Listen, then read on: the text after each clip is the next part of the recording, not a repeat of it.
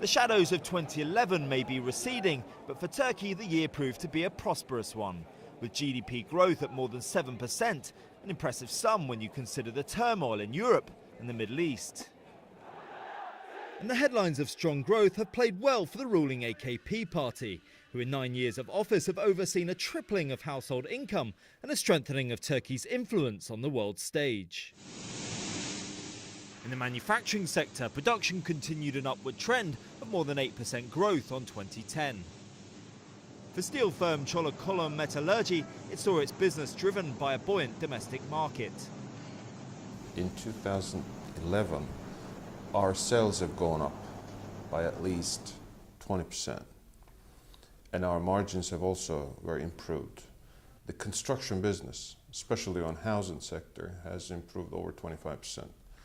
And also on the manufacturing side, the automobiles, white goods, we've seen a great improvement on the demand.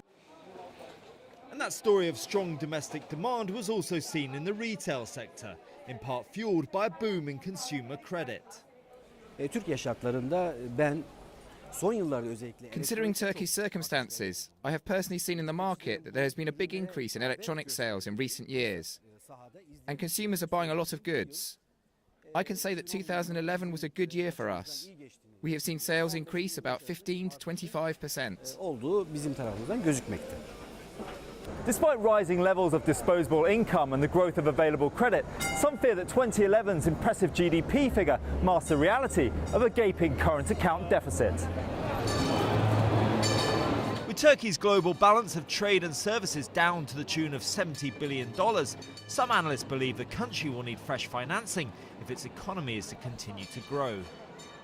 The way we ended 2011 was a bit worrisome because we used up a lot of central bank reserves.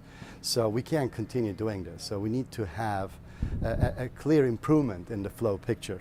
Otherwise, Turkey will have to adjust the hard way, if you will, because through basically lower growth. So I think the key issue of 2012 is something we're all very familiar with in Turkey. It's current account deficit and the financing, because the number is still pretty large given the kind of global backdrop. So is the Turkish economy overheating?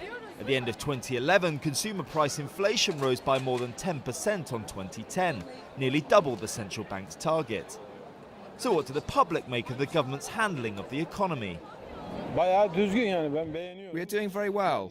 I'm not a member of the governing party, but they are doing well. I don't think any of the others would do better. The current government says that we are wealthy and the economy grows greater every year, but we have no money in our pockets and we are not doing well. We are doing better than Greece, France and Italy, but we are not very good, not very bad, just somewhere in the middle. But with the European market normally receiving nearly 50% of the country's exports, the continued stability of that relationship will be crucial to Turkey's prospects in 2012.